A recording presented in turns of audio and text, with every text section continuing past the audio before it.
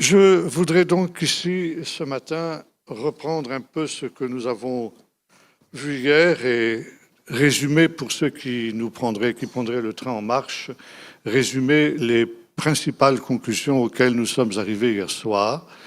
Donc, en face à cette question de la création, face aux découvertes de la science moderne. La première conclusion à laquelle nous sommes arrivés, c'est que contrairement à ce que beaucoup de savants ont pensé, tous les peuples ont pensé, il y a eu un commencement, il y a eu une création, il y a eu un créateur. Ça, la science ne peut pas le nier. Et c'est quelque chose qui maintenant est une évidence pour tous ceux qui travaillent sur ces choses-là. Et cette création, elle est ex nihilo, ça veut dire à partir de rien.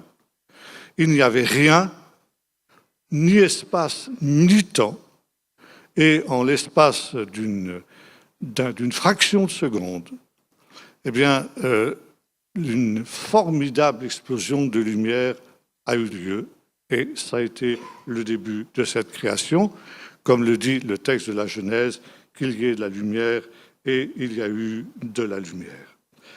La deuxième conclusion à laquelle nous sommes arrivés, c'est que cet univers qui est sorti des mains de Dieu, qui est sorti des mains du Créateur et qui était de toute éternité dans sa pensée, ne doit pas être considéré comme une machine ou comme un système mécanique, comme on l'a pensé jusque maintenant pour les savants athées et matérialistes, mais l'expression d'une pensée. Comme le dit l'Épître aux Hébreux, ce que l'on voit n'a pas été fait de choses visibles. Et finalement, ce que l'on voit n'est pas fait de choses visibles. Et ce que nous voyons de nos yeux n'est pas la réalité. C'est finalement toute une perception qui est la nôtre. Mais la réalité, et ça, c'était aussi ce qu'Einstein avait découvert, c'est qu'il ne faut pas séparer l'esprit de la matière. C'est aussi quelque chose qui est en opposition avec la science athée et matérialiste, à savoir que la matière est première et que l'esprit est la conséquence de la matière. L'esprit est produit par la matière. Ça, c'est la vision matérialiste de la science qui, malheureusement, est en train de venir aujourd'hui. Mais les découvertes de la physique quantique en particulier, qui ont remis en question toutes les données de la physique classique, montrent que c'est exactement l'inverse. Que ce qui est au commencement, c'est l'esprit, et que finalement la matière n'est autre que l'esprit. Il ne faut pas séparer la matière de l'esprit, parce que comme l'a dit Einstein, la matière c'est de l'énergie concentrée, l'énergie c'est-à-dire de l'information, une parole, une pensée, une sagesse, et tout à l'heure il nous a été parlé de la sagesse. C'est par la sagesse que Dieu a créé toute chose, cette sagesse qui est assimilée avec la parole de Dieu, et la parole de Dieu faite chair, c'est-à-dire avec Jésus lui-même. Et toutes ces réalités, eh bien, elles sont avant le commencement. Et le commencement n'est que finalement la matérialisation de ce qui était avant le commencement. Et là aussi, comme le dira le texte de l'Épître aux Hébreux que j'ai cité tout à l'heure, c'est par la foi que nous reconnaissons que tout a été créé par la parole de Dieu. Et Jean dira, au commencement était la parole, tout ce qui a été fait par elle, et rien de ce qui a été fait n'a été fait sans elle.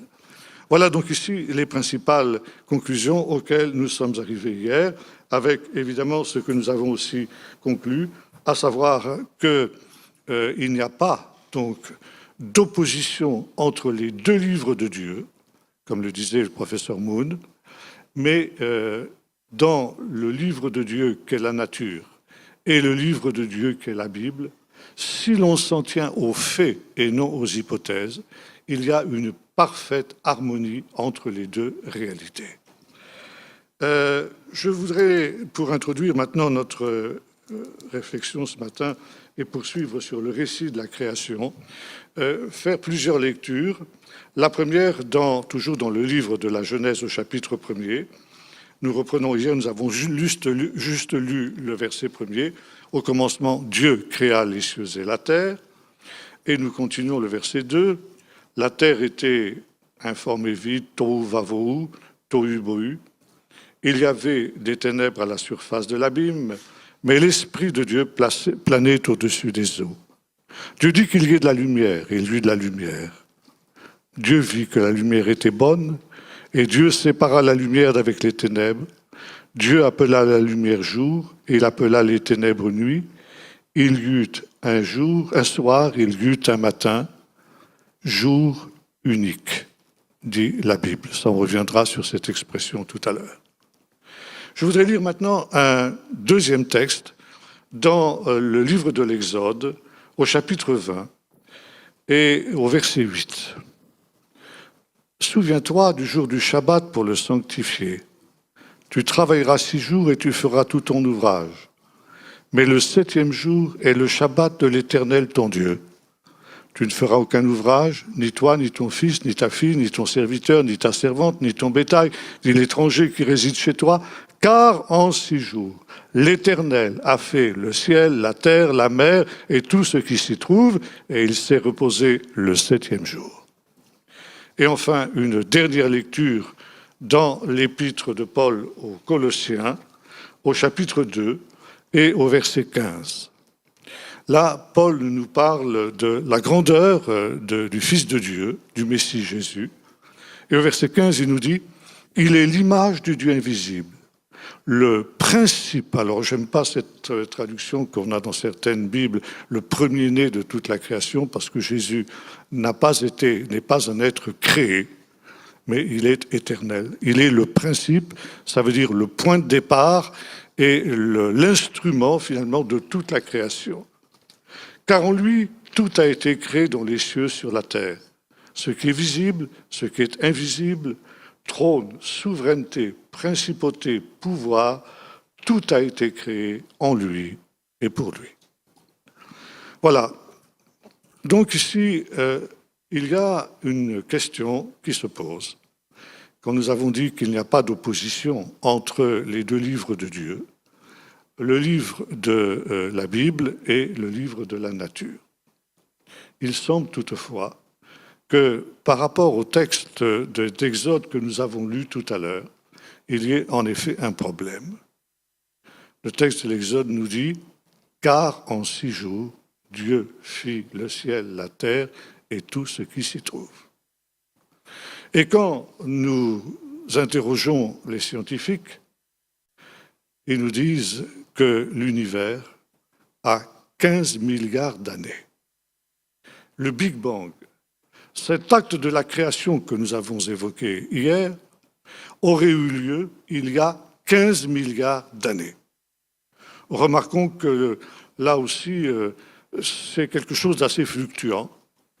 On est en train de revoir un peu ces estimations à la baisse aujourd'hui. Il est beaucoup plus probable qu'il soit question de 13 milliards d'années que de 15 milliards d'années. Et même certains vont jusqu'à raccourcir cette durée à 8 milliards d'années, voire 7 milliards d'années. Quoi qu'il en soit, c'est quand même beaucoup. Et on est bien loin des 8 jours de la création, 8 jours de 24 heures.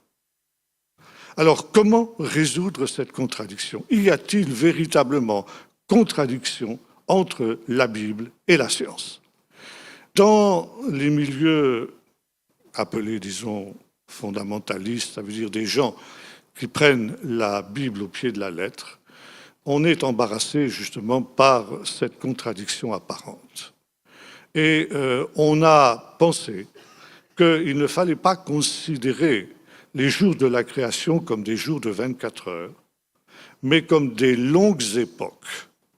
Et on a même essayé de faire coïncider ces époques avec ce que les géologues appellent les ères géologiques, Ça veut dire le précambrien, le primaire, le secondaire, le tertiaire, le quaternaire, etc. Donc des très longues périodes de temps. Mais il est bien évident que lorsque nous lisons le texte de l'Exode, comme je l'ai fait tout à l'heure, l'auteur du livre de l'Exode, Moïse, quand il a donné la prescription du Shabbat, a bel et bien considéré qu'en 8 jours de 24 heures, Dieu a créé le ciel, la terre et tout ce qui s'y trouve. Parce qu'autrement, on ne comprendrait pas cette prescription de se reposer comme Dieu l'a fait le 7e jour. S'il fallait attendre des milliards d'années pour pouvoir se reposer, eh bien, pauvre de nous. Donc, il s'agit bel et bien de jours de 24 heures. Alors, comment comprendre ce problème?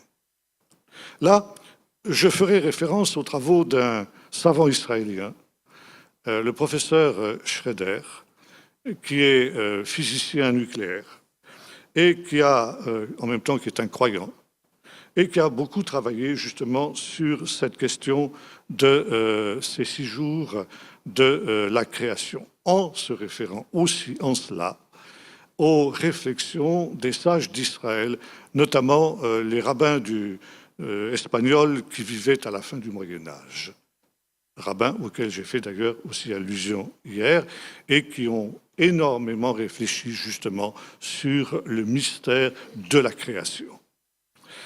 Le professeur Schroeder a pu aller plus loin, encore que déjà à l'époque, au XVIe siècle, XVIIe siècle, il y avait un sage d'Israël qu'on appelait le Mahalal de Prague, parce qu'il habitait cette ville, qui était arrivé pratiquement aux conclusions d'Einstein, qui sont caractérisées dans la fameuse équation que j'évoquais hier et que tout le monde connaît, E égale mc2, E étant donc l'énergie, m la masse, c la vitesse de la lumière au carré. Ce qui veut dire, d'une manière concrète, que tout dans l'univers est en mouvement. Tout est relatif. Il n'y a rien de stable, il n'y a rien de constant. Tout est en complète et perpétuelle évolution. La seule constante, c'est la vitesse de la lumière, 300 000 km à la seconde environ. Tout le reste est relatif. C'est ce qu'on appelle la théorie de la relativité que l'on doit à Einstein. Ça veut dire que non seulement notre Terre est en mouvement, mais notre Soleil est en mouvement. Les étoiles sont toutes en mouvement. Les galaxies sont toutes en mouvement. Et même l'univers tout entier est en mouvement. Et cela a des conséquences aussi sur le déroulement du temps. Nous avons vu que Dieu crée l'espace et le temps. Et le temps n'est pas non plus quelque chose de constant. Le temps n'est pas quelque chose qui passe toujours à la même vitesse. Et Einstein, donc, et avant lui, donc, le Mahalal de Prague, était arrivé à cette conclusion étonnante, que plus on va vite, plus le temps passe lentement. Prenons par exemple un cas. Nous sommes environnés d'étoiles qui sont situées à ce que les astronomes appellent des milliers d'années-lumière, voire des millions et même des milliards d'années-lumière. Ça veut dire que la lumière qui voyage à 300 000 km à la seconde, par exemple pour l'étoile qui est la plus proche de nous, qui est située à 10-15 années-lumière de notre Terre, je n'ai plus le chiffre exact en tête, eh bien, cette lumière que diffuse cette étoile met 15 ans pour nous parvenir, pourtant en voyageant à 300 000 km à la seconde. Ce qui veut dire que si on pouvait créer un vaisseau spatial qui voyage sur cette étoile, à condition que ce vaisseau spatial voyage à la vitesse de la lumière, c'est-à-dire à 300 000 km à la seconde, il faudrait 15 ans de voyage dans l'espace pour que l'on arrive à cette étoile. 15 ans pour que l'on revienne, ça veut dire 30 ans en tout. Ça veut dire que quand les astronautes reviendraient sur la Terre 30 ans après ce voyage, évidemment, la Terre, vous imaginez, aurait beaucoup changé. Leurs proches, leurs femmes, leurs enfants, auraient vieilli de 30 ans. Et vous savez combien de temps, quel âge ils auraient quand ils reviendraient de cette planète, de cette étoile? Le même âge que quand ils étaient partis. Ils n'auraient pas vieilli d'un jour.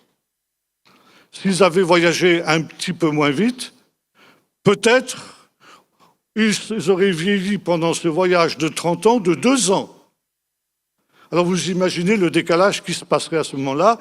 Ils reviendraient pour eux, ce qui constituerait pour eux 2 ans après, mais sur la Terre, 30 ans seraient passés. C'est difficile à comprendre, je sais bien. Mais acceptez-le, même si vous ne comprenez pas le principe, acceptez-le par une sorte de foi, parce que c'est comme ça. Ça veut dire que la vitesse du temps ne passe pas de la même manière dans les différents endroits dans lesquels on se trouve dans l'univers. Pour parler autrement, chaque étoile a son horloge, une horloge différente. Et la vitesse du défilement du temps dépend de 2 facteurs. L'endroit où l'on se trouve par rapport au point zéro où a eu lieu le Big Bang. Plus on est loin de cet endroit, plus le temps passe lentement. Et plus on va vite, eh bien, plus le temps passe lentement aussi. Et quand on arrive à la vitesse de la lumière, 300 000 km à la seconde, le temps s'arrête. Par exemple, il existe dans l'univers des particules infinitésimales, on appelle les mésons, qui ont été créées au moment du Big Bang. Ça veut dire qu'ils ont au moins, disons, entre 7 milliards et 15 milliards d'années. Et ces particules voyagent à la vitesse de la lumière. Ça veut dire qu'elles sont en dehors du temps et elles sont en dehors de l'espace. Elles n'ont pas varié d'un pouce, elles n'ont pas pris une ride, elles n'ont pas une seconde d'âge parce qu'elles voyagent à la vitesse de la lumière. Mais si elles arrivent à la proximité de la Terre et de l'atmosphère terrestre, elles sont attirées par l'attraction terrestre et par conséquent, elles vont ralentir. De 300 000 km à la seconde à laquelle elles se déplacent, elles vont ralentir. Et par conséquent, au moment où elles ralentissent, elles entrent dans le temps. Et ces particules qui ont 15 milliards d'années, peut-être, en tout cas 7 à 15 milliards d'années, à partir du moment où elles arrivent dans l'atmosphère terrestre, ont une durée de vie de quelques fractions de seconde. Et au bout de quelques fractions de seconde, ces particules qui ont 15 milliards d'années, eh bien, disparaissent, s'anéantissent. On arrive à en récupérer quelques-unes et à savoir ainsi qu'elles existent. Voyez-vous, ici, le temps est quelque chose de très relatif, quelque chose de très variable. Et maintenant, je reviens justement à cette question des 6 jours. Un univers créé en 6 jours ou en 7 à 15 milliards d'années. Peut-être que déjà, avec ce que je vous ai dit, vous commencez à comprendre que le problème n'est pas aussi simple que ce que l'on a pensé. Maintenant, je vais essayer de rendre simple ce problème très complexe en prenant un exemple tout à fait hypothétique, une hypothèse d'école qui, évidemment, n'a aucune chance de se traduire dans la réalité. Prenons 2 amis, appelons-les Pierre et Paul. Et ces 2 amis existaient avant le Big Bang. Ils savent que le Big Bang va avoir lieu et ils veulent observer ce phénomène. Vous comprenez bien qu'ici, on est en pleine fiction. C'est impossible. Mais disons, supposons que ce soit possible. Et ces 2 amis ont une montre, exactement comme celle que j'ai là, et comme celle que vous avez à votre poignet, qui est programmée exactement de la même manière. Et finalement, ces 2 amis se disent, voilà, nous allons nous séparer au moment du Big Bang. Toi, Pierre, tu vas rester au point zéro, et moi, je vais suivre l'expansion de la lumière. À partir du moment où il y a ce grand flash de lumière que nous avons évoqué, la lumière, évidemment, va se diffuser dans toutes les directions de l'espace. Donc moi, Paul, je vais suivre cette diffusion de la lumière. Je vais voyager dans l'espace qui va être ainsi créé avec cette lumière. Et toi, Pierre, toutes les secondes de ta montre, tu vas m'envoyer un bip. Et moi, donc, je te répondrai aussi en te renvoyant ce bip. Bien. Donc, nos deux amis sont au même endroit, l'endroit où va se produire le Big Bang, l'explosion de lumière, et soudain a lieu ce Big Bang. Pierre reste sur place et Paul, donc, accompagne ce flash de lumière qui se diffuse dans toutes les directions. Et au bout d'une seconde, Pierre lui envoie un bip, après avoir, bien entendu, regardé sa montre. Où est Paul par rapport à Pierre au moment où ce premier bip lui est envoyé? À 300 000 km du point zéro, puisque la lumière a voyagé une seconde, donc elle a fait 300 000 km. Et notre ami Paul reçoit le bip de son ami une seconde après le Big Bang. Bien. Une deuxième seconde passe et notre ami Paul se trouve cette fois-ci à 600 000 km du point zéro, puisque 2 secondes se sont passées et que par conséquent, la lumière a voyagé encore 300 000 km plus loin, donc ça fait 600 000 km. Et à cette deuxième seconde, Pierre lui envoie un deuxième bip. Seulement, ce bip qui voyage à la vitesse de la lumière, il va mettre non pas une seconde de la montre de Pierre pour atteindre Paul, mais 2 secondes. Vous comprenez? Parce qu'effectivement, il faut que ce bip atteigne l'extrémité de l'univers qui est, pour l'heure, de 600 000 km de rayon. Troisième seconde, à nouveau 300 000 km, 900 000 km, et le bip qui est diffusé une seconde après la troisième, donc sur la montre de Pierre, va lui arriver 3 secondes sur la montre de Paul. Et ensuite, les secondes deviennent des minutes, les minutes deviennent des heures, les heures deviennent des jours, les jours deviennent des mois, des années, des siècles, des millions d'années et voire des milliards d'années. Mais au point zéro de l'univers, eh bien, le temps continue à passer exactement comme il était au commencement. Ça veut dire qu'il passe exactement ici à la vitesse de notre montre. Mais évidemment, maintenant, les limites de l'univers, elles sont énormes, si bien qu'elles sont maintenant de plusieurs milliards d'années-lumière, si bien que les étoiles, eh bien, qui sont aux extrémités de l'univers, eh bien, ne peuvent plus communiquer, si vous voulez, si ce n'est que sur des milliards d'années, la lumière ou les signaux qui peuvent être aussi diffusés à partir de ce moment-là. Si bien que finalement, on revient à cette question, qui a raison, la Bible ou les savants? Création en 6 jours ou création en 7 milliards d'années? Eh bien, la réponse est simple, les deux ont raison. Ça dépend de l'endroit où l'on se trouve. Or, qui a écrit le récit de la création? Ou encore, on peut poser la question autrement, qui a été témoin de l'événement de la création? Qui a été témoin du Big Bang? Personne. Et l'hypothèse que nous avons prise de ces deux amis, Pierre et Paul, est une hypothèse d'école uniquement, parce qu'évidemment, même s'ils avaient existé à cette époque-là, ils auraient été, en l'espace d'une fraction de seconde, anéantis par le Big Bang.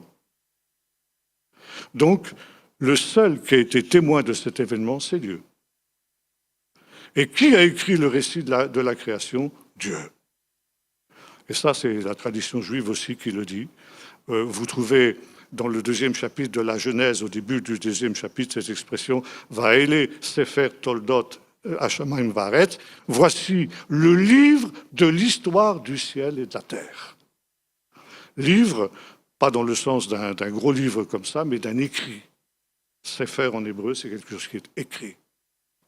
Et il y a donc eu un écrit qui est parvenu jusqu'à Moïse et que Moïse a intégré dans le livre de la Genèse. D'où venait cet écrit? La tradition juive nous dit, c'est Dieu qui a écrit un livre qu'il a donné à Adam, où il a raconté justement l'histoire du ciel et de la terre. Et ce livre, Adam l'a transmis à ses descendants jusqu'à Moïse. Par conséquent, le récit de la création, c'est un récit qui est fait au point de vue de Dieu. Dieu était au point zéro, et si j'ose dire, il est resté au point zéro. Et le professeur Schröder a fait des calculs extrêmement complexes que j'ai chez moi, par lesquels il montre que 24 heures de nos journées, selon les montres actuelles qui sont les nôtres, à cet endroit où nous sommes ici sur la Terre, correspondent, si on part justement de ce temps zéro, de ce point zéro à l'endroit où nous sommes arrivés, correspondent à 7 milliards de nos années actuelles. 24 heures, 6 fois 24 heures au point zéro correspondent à 7 milliards de nos années à l'endroit où la Terre se situe et à la vitesse à laquelle la Terre se déplace aujourd'hui. Or, la Terre, ou plutôt le système solaire, la galaxie dans laquelle elle se trouve, accélère sa course. L'univers, disons, toutes les étoiles vont de plus en plus vite, tous les corps célestes vont de plus en plus vite, jusqu'à ce qu'ils arrivent à la vitesse de la lumière, où, eh bien, comme on l'a dit hier, ces étoiles disparaissent. Elles disparaissent dans un autre monde, dans un autre univers. Ça ne veut pas dire qu'elles sont anéanties, mais elles ne sont plus visibles, elles ne sont plus perspectives parce qu'elles sortent de l'espace et du temps. Un jour, peut-être que nous arriverons justement à ce stade où nous atteindrons cette vitesse de la lumière et alors, effectivement, comme le dit le livre de l'Apocalypse, ce sera une nouvelle création, une terre nouvelle et un ciel nouveau duquel nous n'avons aucune idée, bien entendu, dans laquelle nous dit l'apôtre Pierre, la justice de Dieu habitera. Donc, voyez-vous, nous ne devons pas être troublés quand on nous parle justement de ces 7 milliards d'années ou choses semblables, parce qu'effectivement, il n'y a aucune contradiction entre le livre de Dieu et le livre de la nature, parce que justement, ils ont le même auteur, ils ont la même origine. Maintenant, donc, que s'est-il passé à partir de ce moment où cette lumière s'est diffusée dans toutes les directions et où le temps, donc, s'est allongé? Le temps n'arrête pas justement de s'allonger. Eh bien, ces photons qui constituaient la lumière se sont matérialisés, je dirais, dans une espèce de magma, dans une espèce de ce que les savants appellent un plasma, c'est-à-dire un état qui est situé entre l'énergie et la matière. Ce n'est pas encore vraiment de la matière, c'est plus tout à fait de l'énergie, donc c'est plus tout à fait de l'esprit. Et ce magma, il absorbe, on l'a vu tout à l'heure, comme dans les trous noirs actuels, tout ce qui passe à sa proximité. Donc la lumière, cet éclair de lumière qui s'était manifesté était comme emprisonné dans cet énorme trou noir d'où il nous est dit il y avait des ténèbres à la surface de l'abîme. L'abîme, c'est ce qui correspond justement à ce qu'aujourd'hui les savants appellent les trous noirs, qui nous permettent justement dans l'observation actuelle de revoir un peu ce qui s'est passé au moment du Big Bang. Et puis, ce magma s'est refroidi, et en se refroidissant, eh bien, les premiers atomes sont apparus. Et les atomes les plus légers, c'est l'atome d'hydrogène, donc le premier gaz qui est apparu sur la Terre, dans l'univers plus exactement, c'est l'hydrogène.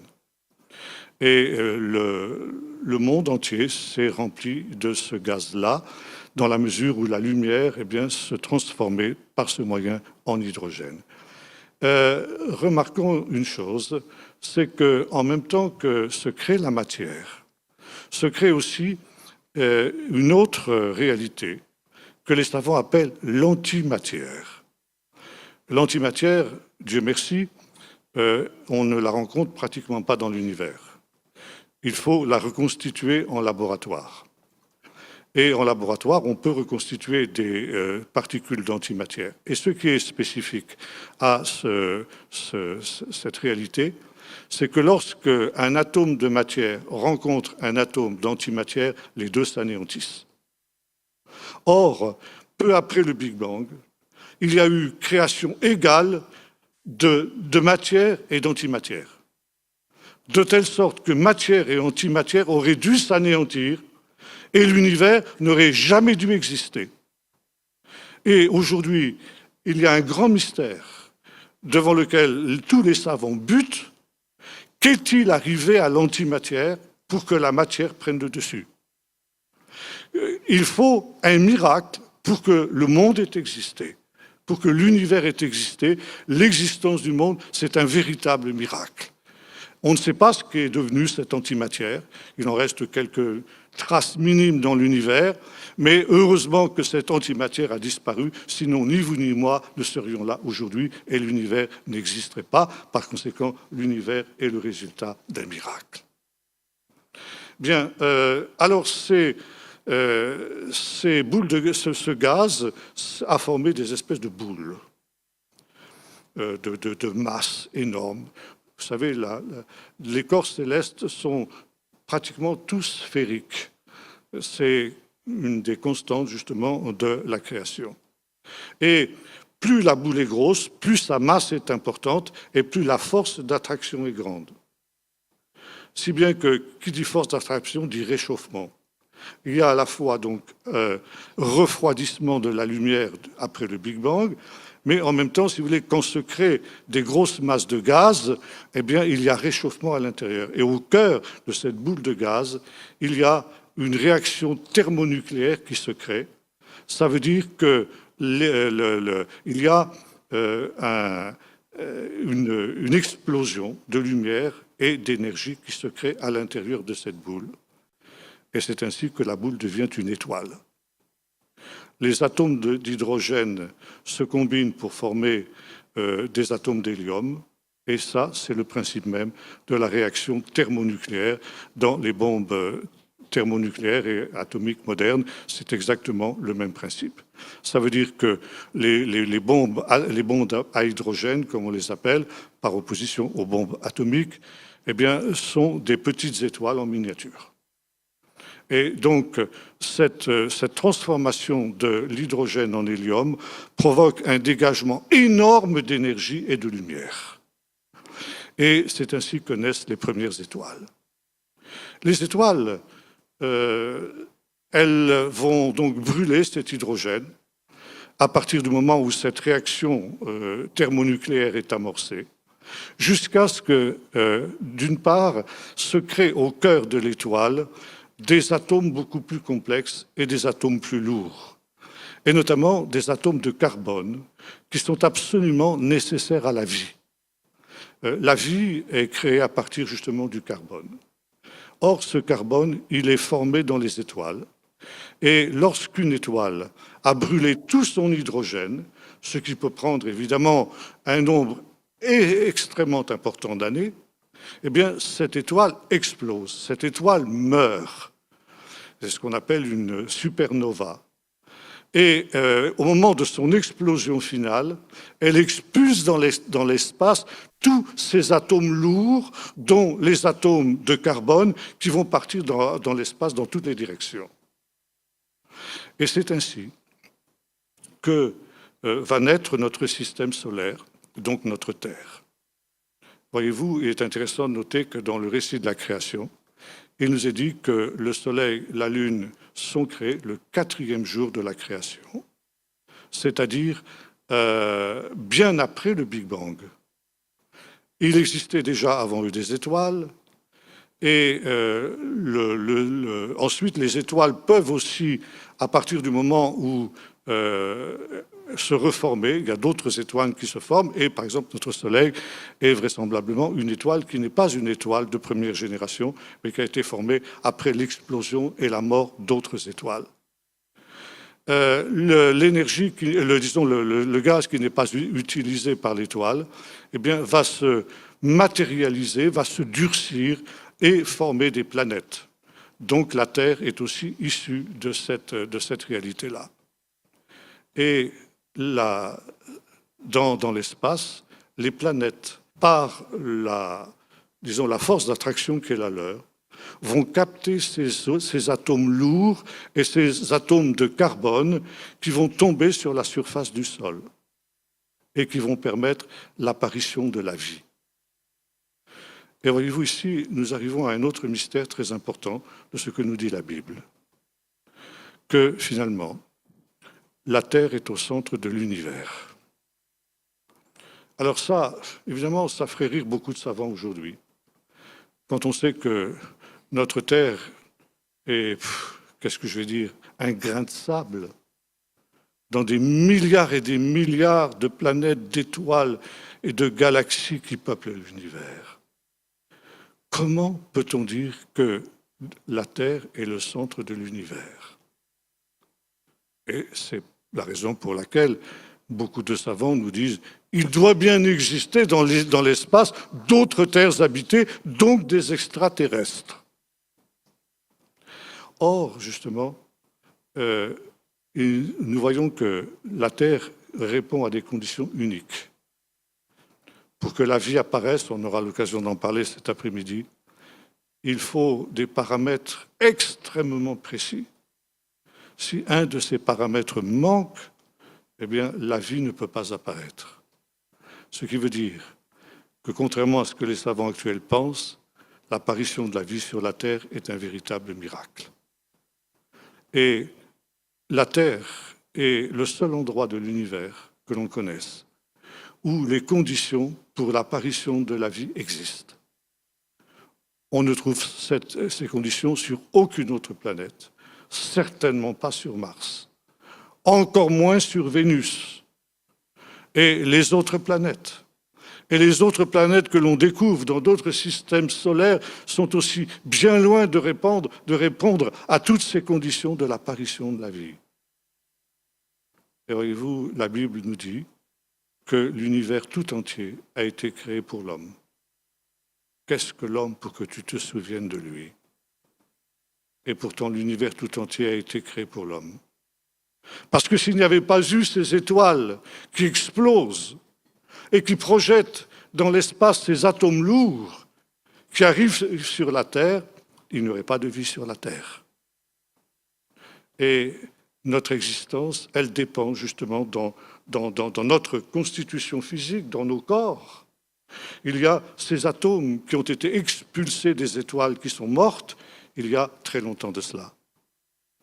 Et voyez-vous, ces étoiles qui sont gigantesques, notre Soleil est une petite étoile à côté des grandes étoiles qu'il y a dans l'univers. Mais ce qui est absolument remarquable, c'est que nos corps sont constitués par ce qui a été expulsé par ces étoiles-là. Et il fallait tout cet univers gigantesque pour que la vie apparaisse sur la Terre, pour que vous et moi, nous existions, résultat de cette volonté de Dieu qui était au commencement. Et ce faisant, l'homme est la création, la créature la plus complexe qui existe dans l'univers. Et ces étoiles gigantesques dont je parlais tout à l'heure ne sont que, comment dirais-je, contrefaçon, caricature ridicule. Une étoile, finalement, c'est quelque chose d'une extrême simplicité. Encore une fois, je l'ai dit, c'est une boule d'hydrogène dans le noyau de laquelle se crée une réaction thermonucléaire qui fait qu'il y a un dégagement de chaleur et d'énergie. Point final. C'est simple. C'est très simple comme principe. Mais prenez un animal protozoaire dont je parlais tout à l'heure, hier, quand j'évoquais mon ami Dimitri Kuznetsov, qui travaillait sur les animaux unicellulaires, dans une cellule microscopique, il y a infiniment plus d'informations qu'il y a dans la plus grosse des étoiles de l'univers. une cellule microscopique est infiniment plus complexe que les systèmes solaires les plus complexes auxquels vous puissiez rêver dans l'univers. Ça veut dire que la vie, c'est véritablement quelque chose d'une complexité extraordinaire. Et, en plus de ça, la vie consciente, la vie de l'être humain que nous sommes. Ça veut dire que l'être humain est ce qu'il y a de plus complexe et de plus élaboré dans l'univers tout entier. Et par conséquent, on peut dire avec la Bible, oui, la Terre est bel et bien le centre de l'univers. Alors, ça ne veut pas dire qu'elle est située au centre géographique de l'univers, c'est pas ce que je veux dire, vous comprenez bien. Et ça aussi, on l'a mal compris. Et quand il y a eu le procès de Galilée, Galilée a dit, eh bien, c'est la Terre qui tourne autour du Soleil, et non pas le Soleil qui tourne de la Terre. Il a failli se faire brûler vif par l'Église de son temps, parce que l'Église avait des idées préconçues. Mais quand la Bible nous dit que la Terre est le centre de l'univers, ce n'est pas dans le sens géographique du terme, mais dans le sens qu'elle est l'endroit où la perfection de la création de Dieu atteint son comble, atteint sa plénitude. Pascal, le grand philosophe chrétien, disait ceci, l'homme, quand il disait d'ailleurs, reprenant les paroles du psalmiste, quand la vision de ces espaces infinis m'effraie, et il y a de quoi, effectivement. Mais il disait, l'homme, quand je vois ça, il n'est qu'un roseau. Et finalement, ces masses, les montagnes, les étoiles, les météorites qui se promènent dans l'espace peuvent l'écraser comme un marteau-pilon le ferait d'une mouche. Mais Pascal disait ceci, quand bien même l'homme est écrasé par l'univers, l'homme est plus grand que l'univers. Parce que l'univers ne sait pas qu'il l'écrase, mais l'homme sait qu'il est écrasé. Voyez-vous, c'est toute la différence. Et nous retrouvons aussi, bien sûr, l'homme parfait, l'homme qu'est Jésus. Maintenant, donc, j'espère que cette histoire des 6 jours est plus ou moins claire. Je ne sais pas si je me suis fait absolument bien comprendre, mais en tout cas, vous comprenez qu'il n'y a pas, là où non plus, d'opposition entre la Bible et la foi. Maintenant, je voudrais revenir sur un autre point aussi de ce récit de la création, où il nous est dit ceci, « Il y eut un soir, il y eut un matin ». Alors, là aussi, comment a-t-il pu y avoir un soir et un matin alors qu'il n'y avait ni lune, ni soleil, ni étoile pour marquer le calendrier? Et ce n'est qu'au 4e jour que l'on peut, justement, grâce à ces astres, eh bien, compter le temps. Qu'est-ce que la Bible veut dire quand, avant le 4e jour de la création, elle nous parle d'un soir et d'un matin? Tout à l'heure, j'ai fait une petite remarque quand nous avons lu le texte de la Genèse, où il nous est dit que lorsque la lumière a été créée, alors on traduit en général dans nos Bibles « ce fut un jour ». Or, le texte hébreu nous dit ceci « Yom Echad », littéralement « jour un » ou bien « jour unique ». C'est la seule fois dans le récit de la création où on retrouve cette expression « Yom Echad ». À partir du 2e jour, on trouve Yom Sheni, Yom Shlishi, Yom Revi, etc. 2e jour, 3e jour, 4e jour. Et c'est pourquoi c'est une erreur de traduire par premier jour. Yom Echad. Et les savants, disons les sages d'Israël, nous expliquent le sens de cette expression. Ils nous disent, effectivement, c'est un jour unique. Parce qu'ici, nous sommes à la frontière entre l'éternité et le temps. Le temps est seulement en train d'être créé d'une certaine manière. Par conséquent, c'est un jour qui n'est pas chiffrable. C'est un jour qui n'est pas comptable avec nos moyens humains. C'est quelque chose qui appartient au mystère de Dieu. Et on retrouve cette expression dans le livre du prophète Zacharie au chapitre 14. Quand il nous est dit qu'au moment de l'apparition du Seigneur sur le mont des Oliviers, au moment de son retour à la parousie, il y aura des ténèbres, le soleil ne se lèvera pas, et ce sera Yom Echad, un jour unique. Et les rabbins, disons, ont considéré cette expression, l'ont interprétée de la manière suivante. Ce sera un jour qui ne finira pas. Ce sera le jour de l'éternité. Yom Echad. Et il y a cette tradition dans le judaïsme que ce jour-là, qui sera tout entier Shabbat, eh bien, sera le 8e jour de la semaine. 8, c'est le chiffre du surnaturel. 7, c'est le chiffre de la plénitude. 8, c'est le surnaturel. Ce sera un jour surnaturel. Un jour qui sera le cadre d'un temps nouveau, d'une nouvelle création. Vous avez ça aussi dans le livre de l'Apocalypse, où il nous est dit qu'au son du 7e chauffard, il n'y aura plus de temps. Le temps va s'arrêter. Et ce sera une nouvelle réalité, un temps nouveau, un espace nouveau, une terre nouvelle et un ciel nouveau où la justice habitera. Voyez-vous, nous sommes en route vers cela. Et ce qui est extraordinaire, quand nous regardons justement ce déroulement de cette histoire du ciel et de la terre, voici le livre de l'histoire du ciel et de la terre, Genèse chapitre 2.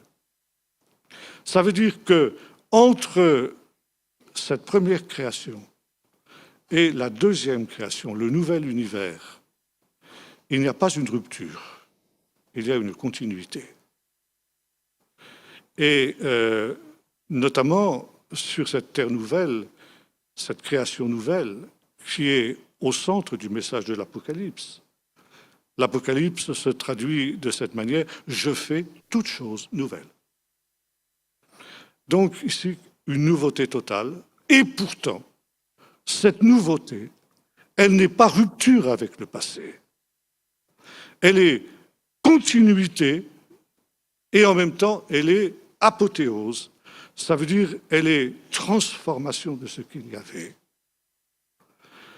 Pourquoi Dieu a-t-il créé un univers au commencement? Et là, nous revenons à une question que nous avons posée hier. Pourquoi y a-t-il quelque chose plutôt que rien? Eh bien, parce que, au travers de cette création de l'espace et du temps, commence une histoire, l'histoire du ciel et de la terre. Cette histoire, elle est en mouvement, nous l'avons vu. Rien n'est stable dans l'univers. Et il semblerait que même finalement, la vitesse de la lumière n'est pas une constante. On aurait mis aujourd'hui en évidence l'existence de particules qui se déplacent plus vite que la lumière. Bon, c'est un autre problème qui n'est pas encore tout à fait résolu. Donc rien n'est stable dans cet univers. Tout est en devenir, tout est en marche, et tout est en marche dans une même direction. L'espace ne cesse de grandir. L'espace, l'univers est quelque chose qui n'est pas infini. Il a un rayon de 13 milliards de kilomètres. Et il a la forme aussi d'une sphère. On sait aujourd'hui que l'univers est courbe, légèrement courbe. Si bien que si vous partez de la Terre et vous voyagez pendant des milliards et des milliards d'années droit devant vous, au bout de milliards et de milliards d'années, vous retrouverez votre point de départ, vous reviendrez au point de départ. Et voyez-vous, donc l'univers continue à se développer, à grandir. À chaque seconde qui passe, l'univers grandit de 300 000 km de rayon. Jusqu'où cela va-t-il durer? Jusqu'à un terme que Dieu lui a fixé. Et dans ce terme-là, Dieu va recueillir toute cette histoire qui va servir pour sa gloire, qui va servir pour le bien de ses créatures et qui va servir, voyez-vous, cet univers, il a été créé pour nous les hommes, pour que nous entrions dans la louange de la gloire de Dieu, pour que nous soyons associés pour l'éternité à cette gloire de Dieu. Et comme l'avons lu tout à l'heure dans l'Épître aux Colossiens, il a été créé cet univers par le Messie, mais pour lui, non seulement par lui, mais pour lui, afin, nous dit l'apôtre Paul, que tout soit récapitulé en lui, tout rassemblé dans le Messie, et que finalement, cette œuvre de la création, ce qu'on appelle en hébreu Yetzira, l'œuvre de la création de Dieu, eh bien, soit une merveille. D'ailleurs, c'est ce que nous disent tous ceux qui ont l'occasion de sonder les mystères de l'univers, de regarder dans les télescopes. Quand on voit des photos des galaxies, mais c'est une merveille. La beauté de cette création de Dieu, elle dépasse tout ce que nous pouvons imaginer. Et cette beauté qui est déjà actuelle, elle sera encore transfigurée dans la nouvelle création. Ce sera la même création, mais elle sera infiniment plus belle. Et vous aussi, nous aussi, si nous sommes des enfants de Dieu, eh bien, dans ce monde nouveau, nous ne serons pas différents de ce que nous sommes. Ce sera toujours votre moi, ce sera toujours votre histoire, ce sera toujours votre conscience qui sera là. Et ce sera même votre corps qui aura été ressuscité, mais qui, à ce moment-là, sera entièrement transfiguré, infiniment plus beau que ce qu'il est aujourd'hui. Voyez-vous, c'est la perspective glorieuse de cette création de Dieu. Dieu a créé toutes choses pour manifester sa puissance et sa gloire. Et ça, c'est quelque chose, voyez-vous, qu'il est très important que nous puissions comprendre. Parce que, justement, voyez-vous, la création n'est pas quelque chose qui est dû au hasard. Et là aussi, il faut faire allusion à des travaux de savants modernes qui sont d'origine slave, mais qui habitent en France, ce sont les frères Bogdanov. Et vous savez qu'une des bases de toutes les théories de la création, c'est que tout s'est fait par le hasard et par la nécessité. On aura l'occasion d'y revenir cet après-midi quand nous parlerons de l'évolution des espèces animales et végétales. Ça veut dire qu'il n'y a pas de finalité dans l'univers, parce qu'il n'y a pas de créateur, parce qu'il n'y a que la matière. On est dans la vision athée et matérialiste de la création. Et par conséquent, tout se met en place par le fait du hasard. Or, les frères Bogdanov ont démontré que le hasard n'existe pas. Prenez par exemple un cas, vous avez une boîte de bonbons. Par inadvertance, vous la laissez tomber sur le sol. Tous les bonbons vont s'éparpiller sur le sol par ce qui vous semble être le fait du hasard. Et en fait, les frères Bogdanov ont montré qu'il y a un ordre dans ce désordre apparent. Et ce n'est pas par hasard que tel bonbon s'est mis là et tel autre s'est mis là. Et dans l'univers, rien, strictement rien, n'est le fruit du hasard. Tout a été construit, tout a été créé pour un but, dans un esprit de complémentarité. Vous avez par exemple des correspondances extraordinaires entre des particules microscopiques qui peuvent être situées toutes les deux aux confins de l'univers, mais qui ont été en quelque sorte proches les unes des autres à une certaine époque. Et finalement, s'il y a une modification de l'une de ces particules, eh bien, à des milliards de kilomètres d'années-lumière de là, eh bien, l'autre particule va réagir. Expliquer ça d'une manière rationnelle, c'est impossible. Voyez-vous, l'univers, à chaque instant, est le fruit d'un miracle, d'un but, d'une intention. Il y a une intention dans l'univers. Et cette intention, encore une fois, c'est de tout récapituler, de tout ramener dans le Messie. Maintenant, avant de terminer, je voudrais évoquer un autre point, toujours que nous avons lu tout à l'heure dans ce récit de la Genèse. Il nous est dit qu'il y avait donc, Dieu dit qu'il y ait, alors on avait en hébreu, rakia, qui sépare les eaux d'en haut et les eaux d'en bas. Rakia, ça veut dire quelque chose de ferme. Et Jérôme, quand il a traduit la Bible en latin, a traduit le mot hébreu rakia par firmamentum. Ça veut dire quelque chose de ferme qui a donné en français le firmament. Et cette existence de la rakia a été une source de moquerie pour la plupart des savants. Comment ces Hébreux primitifs, ils s'imaginaient que le ciel était une voûte solide, sur laquelle les étoiles étaient fixées. Vraiment, c'est infantile, c'est puéril de penser une chose comme ça. Or, les sages d'Israël nous disent, la rakia est d'un des plus profonds mystères qui soit. La rakia, donc ici, on appelle ça aussi l'étendue. On la retrouve par exemple dans aussi les premiers chapitres du livre du prophète Ézéchiel. On les retrouve aussi dans le chapitre 4 de l'Apocalypse.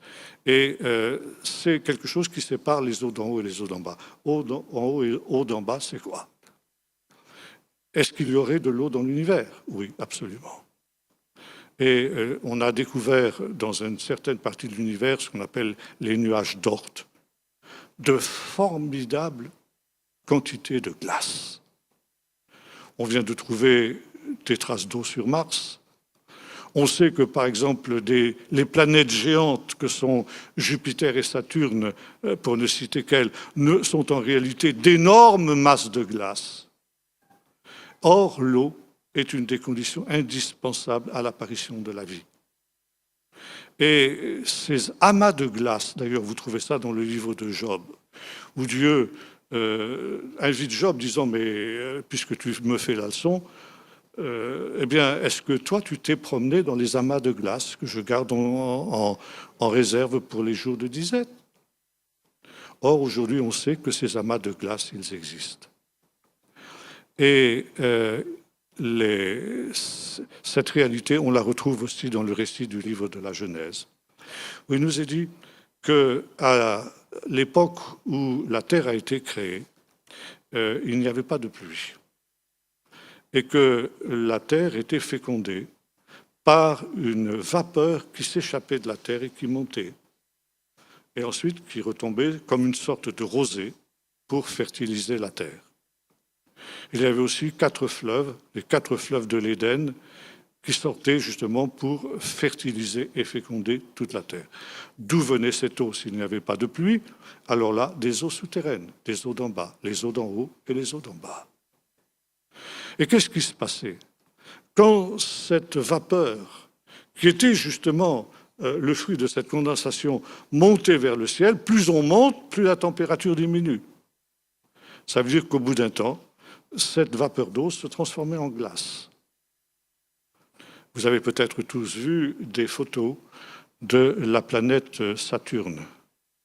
La planète Saturne a ceci de particulier, c'est qu'elle a des anneaux autour d'elle, des anneaux de gaz qui sont un gaz solidifié à cause du froid qui règne dans cette région-là. Et des savants ont émis l'hypothèse qu'avant le déluge, on aura l'occasion d'y revenir, eh bien, cette vapeur d'eau qui s'échappait de la Terre et qui se glacier qui se cristallisait dans l'atmosphère, la haute atmosphère, formait autour de la Terre une sorte d'anneau de Saturne, que la Bible aussi appelle les eaux d'en haut ou encore la rakia, justement l'étendue. Et c'est une des raisons, parce que justement, ça crée une espèce de serre, si vous voulez. La Terre était dans une sorte de serre, ce qui fait qu'il y avait un climat identique partout. Donc, et en même temps, il n'y avait pas de saison, parce que l'axe de la Terre était droit. Par conséquent, il y avait une température unique, un climat unique sur toute la Terre, qui rendait effectivement la Terre extrêmement agréable à vivre. C'était un éternel printemps, si vous voulez. Il ne faisait ni jamais trop chaud, ni jamais trop froid. Et ce qui explique aussi la longévité des êtres humains à cette période-là. Parce que, justement, on vivait dans cette situation-là. Mais ça avait une autre conséquence, l'existence de ce nuage permanent qu'il y avait autour de la Terre solide, qui n'étaient pas des nuages comme ceux qu'on voit aujourd'hui, qui sont de la vapeur d'eau, mais qui étaient quelque chose de glace. Eh bien, c'est qu'il voilait les astres, la Lune, le Soleil et les étoiles. Et c'est pourquoi il nous est dit que la Lune, le Soleil et les étoiles n'apparaissent qu'au 4e jour de la création. Quand cet anneau de glace eh bien, commence plus ou moins à se dissiper et à devenir transparent et de laisser paraître les étoiles. Bon, nous aurons l'occasion de voir, quand ce soir nous parlerons du déluge, que finalement, une des causes du déluge, c'est la fusion, justement, de cet anneau aqueux, de cet anneau de glace qui s'est abattu sur la Terre et qui a provoqué une montée des eaux. Ça, j'anticipe, on en parlera un peu plus tard. Dernier point, je reviens sur ce que je disais, un soir, un matin. Qu'est-ce que ça veut dire il y a un soir, un matin, avant l'apparition des astres? Alors là aussi, les sages d'Israël nous répondent en disant « Yom Echad ». Ça peut se traduire aussi par... Alors, « Vayi Boker, Vayi Erev » en hébreu, il y eut un matin, il y eut un soir, pardon, il y eut un matin. Et donc ce fut un jour, un deuxième jour, un troisième jour, etc. Eh bien, ça veut dire qu'il y eut un désordre et puis il y eut un ordre. Qu'est-ce que c'est que le soir? C'est le moment où la lumière disparaît, c'est le moment où, par conséquent, tout devient désordonné sur la terre. Dans l'obscurité, vous ne distinguez plus d'ordre. Il existe cet ordre, mais vous ne le distinguez plus. Et là, déjà à l'époque de la fin du Moyen-Âge, les sages d'Israël avaient mis en évidence ce qu'on appelle aujourd'hui la deuxième loi de la thermodynamique. La deuxième loi de la thermodynamique enseigne ceci, c'est que dans un système clos, si ce système n'est pas constamment alimenté en énergie par une source extérieure, eh bien, il retourne au chaos. De l'ordre, il retourne au désordre. Je prends un exemple tout à fait banal. Vous prenez un aliment, vous ne vous en occupez plus, vous le laissez en plein air, qu'est-ce qui se passe? Au bout de quelques temps, quelques heures, quelques jours, il devient immangeable. C'est la deuxième loi de la thermodynamique qui a joué. Et si vous voulez l'utiliser, il faut soit que vous le gardiez au froid, soit que vous le fassiez cuire. Si vous le laissez en état, il va se gâter. Il faut qu'il soit constamment alimenté de l'extérieur. Et voyez-vous, il y a 6 interventions de Dieu dans la création. 10 paroles de Dieu. Et Dieu dit 10 fois, et chaque fois que Dieu dit, la parole de Dieu, c'est une source d'énergie. Ça veut dire que quand Dieu a dit une parole, quelque chose apparaît. Qu'il y ait de la lumière, il y a de la lumière. Que le sec apparaisse et que l'amas des eaux se rassemblent en un seul lieu, c'est aussi le résultat d'une parole de Dieu. Et puis ensuite, Dieu se tait, il ne parle plus. Et qu'est-ce qui se passe? Le système se dégrade. Il va vers la nuit. Il y eut un soir. Et pour relancer le processus de la création, Dieu est obligé de dire une nouvelle parole. Et c'est comme un nouveau matin qui se lève. Si vous voulez, le train se remet en marche. Les choses nouvelles sont créées. Et c'est une nouvelle étape de ce processus de la création. Alors, voyez-vous, là aussi, les traductions nous jouent des tours, parce qu'on peut aussi traduire et comprendre « Vaillé, rêve, vaillé, boker », il y eut un désordre, puis il y eut un ordre. Alors, c'est dans ce sens-là, évidemment, qu'il faut le considérer et le prendre, mais ça, le texte biblique joue aussi sur les mots, puisqu'ensuite, justement, cet ordre et ce désordre qui représentent la nuit et le matin, eh bien, vont être utilisés pour la semaine et pour l'institution du Shabbat, tel que nous l'avons lu tout à l'heure dans le texte que nous avons évoqué. Je conclus.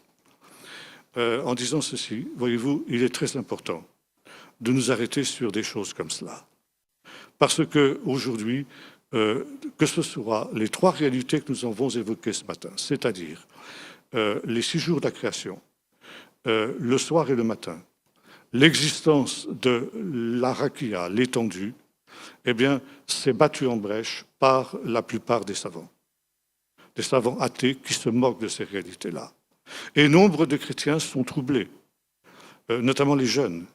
Et je constate de plus en plus que les chrétiens ne lisent plus la Bible, ne s'intéressent plus à la Bible, parce qu'ils n'y croient plus. Et on n'osera pas le dire comme ça, parce que dans nos églises évangéliques, ce n'est pas bien vu. Mais disons, on vit sur ce doute-là, comme si finalement la Bible n'était plus fiable. Et c'est non seulement ces récits que nous avons évoqués qui sont mis en doute, mais si effectivement la rakia, les 6 jours de la création, le soir et le matin ne sont rien que des mythes, qu'est-ce qui nous garantit que dans le reste de la Bible, nous n'avons pas aussi affaire à des mythes, que les miracles ne sont pas des mythes, que la résurrection de Jésus n'est pas un mythe, que la divinité de Jésus n'est pas un mythe. Et qu'est-ce qui arrive? Eh bien, nous avons maintenant non plus une véritable foi chrétienne, mais nous avons un humanisme qui est teinté de quelques vernis chrétiens. Voilà vers quoi on tend. Et c'est pourquoi Francis Schaeffer, comme je disais hier soir, disait le combat numéro 1 du XXIe siècle, ça va être le combat des évangéliques pour garantir l'authenticité des 11 premiers chapitres de la Bible. Et c'est pourquoi, quand nous étudions ces choses, nous ne perdons pas notre temps. Nous sommes ici au cœur de notre combat. Autrement, nous serons balayés par justement le vent de doute et le vent d'incrédulité qui est en train de se relever aujourd'hui, alors que l'on croyait qu'il était en perte de vitesse. Il est en plein essor aujourd'hui. Nos enfants et nos petits-enfants vont être frappés de plein fouet par cette attaque contre l'authenticité des récits bibliques. Et par conséquent, il est indispensable, comme disait Francis Schaeffer, de lutter avec amour, certes, mais il y a une confrontation que nous ne pouvons pas éviter avec le monde et avec justement sa pseudo-science, une confrontation dans l'amour, mais une confrontation décisive quand même qu'il nous faut mener jusqu'au bout. Et c'est précisément ce que Paul appelait combattre le bon combat. Que Dieu nous donne d'être ces combattants qui combattent le bon combat pour maintenir le haut et ferme le flambeau de l'Évangile, car sans les 11 premiers chapitres de la Bible, il n'y a pas d'Évangile. Prions maintenant. Seigneur notre Dieu, merci parce que ta parole est vraie. Et Seigneur, comme le disait aussi cet homme de science, un peu de science éloigne de Dieu, mais beaucoup de science y ramène. Merci Seigneur de nous montrer aujourd'hui que, contrairement à la vaine science des hommes, toi, Seigneur, tu es plus sage que les hommes. Que la folie de Dieu, ce qui semble une folie aux yeux des hommes, est plus sage que les hommes. Et tu nous dis, Seigneur, que ce sont des choses que les sages de ce siècle n'ont pas connues. Que l'Évangile est une folie pour eux, mais qui est une sagesse de Dieu pour nous qui sommes sauvés, et sagesse et puissance de Dieu. Seigneur, merci de nous donner de saisir cette folie de la croix, cette folie de l'Évangile, cette folie de la révélation biblique. Parce que, Seigneur, il y a dans cette réalité même la révélation de ton esprit, cet esprit qui sonde tout, même les profondeurs de Dieu. Seigneur, tu as caché ces choses aux sages et aux intelligents, mais tu les révèles aux petits, aux humbles. Seigneur, tu disais aussi à tes disciples, il vous a été donné de connaître les mystères du royaume de Dieu, mais à eux cela ne leur a pas été donné. Merci Seigneur de ce que nos yeux voient, nos oreilles entendent, et de ce qu'elles comprennent ces choses.